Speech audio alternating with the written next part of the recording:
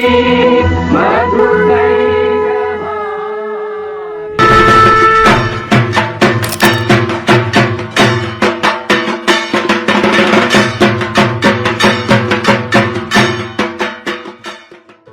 के पूर्वांचल के हिंदी के प्रसिद्ध सन्मार्ग चैनल में आप सभी का अभिवादन, स्वागत। और कार्यक्रम में चर्चा का विषय है एक तरह से शारदीय नवरात्र में आज 7वें दिन माँ कालरात्रि की उपासना से, सप्तम कालरात्रि, 7वें दिन माँ कालरात्रि की उपासना की जाती है। और जैसा कि इनका नाम जैसा वैसा गुण भी है, स्वभाव भी है, रंग भी है और रूप भी है। कराल रूपा कालाब्ज समानाकृत विग्रह कालरात्रि शुभम दद्या देवी चंडाट हासिनी। पहले तो कालरात्रि देवी के स्वरूप के बारे में हम लोग समझेंगे। नीला रंग होता है, काला रंग होता है, बाल बिखरे हुए हैं और लोहे के कांटों की माला पहनी हुई है। अब सबसे बड़ी विडंबना यह है कि इनका गर्दभ वाहन होता है। गर्दभ माने हम लोग गधा कहते हैं, गधा जिसको बोला जाता है। गर्दभ के वाहन पर सवार रहती है चतुर्भुजी देवी। और कालरात्रि इसलिए इनका नाम पड़ा कि ये दुश्मनों पर, असुरों पर, राक्षसों पर, दैत्यों पर काल की भांति टूट पड़ती है, इसलिए इनका नाम कालरात्रि पड़ा। निशुंभ शुंभ का वध इन्हीं के द्वारा। इनका स्वरूप इतना भयंकर है कि लोग देख करके डर जाते हैं, लेकिन वास्तव में स्वरूप इनका भयंकर ही है, लेकिन ये शुभंकरी देवी। स्वरूप भयंकर है लेकिन अंदर से बहुत ही एक तरह से कल्याणकारी देवी है। और हमेशा इनकी पूजा से शुभता देखा गया है।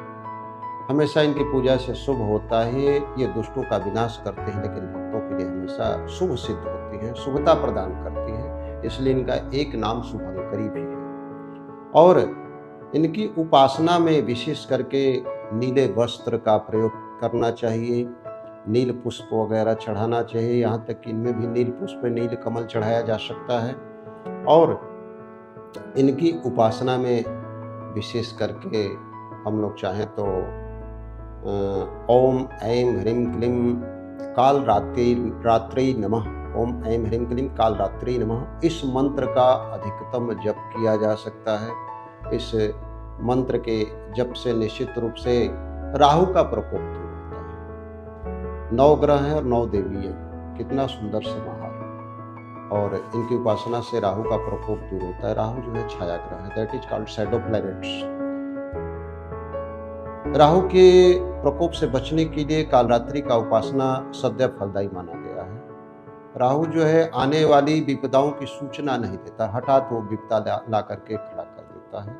ऊपरी बाधा के लिए राहु को देखा जाता है, पितृदोष के लिए हम लोग राहु को देखते हैं विशेष करके। तो कालरात्रि देवी की उपासना से निश्चित रूप से आने वाली भावी विपदाओं से बचा जा सकता है, राहु के प्रकोप से बचा जा सकता है, इसमें कोई संशय नहीं है।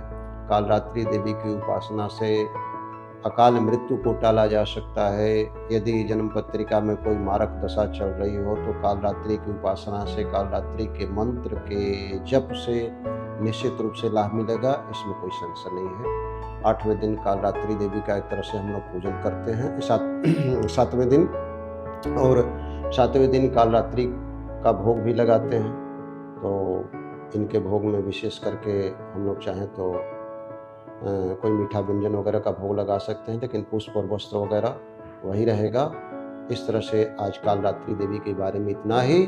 अगले दिन हम 8वें दिन महागौरी के बारे में चर्चा करेंगे। तब तक के लिए आप लोग सभी को धन्यवाद।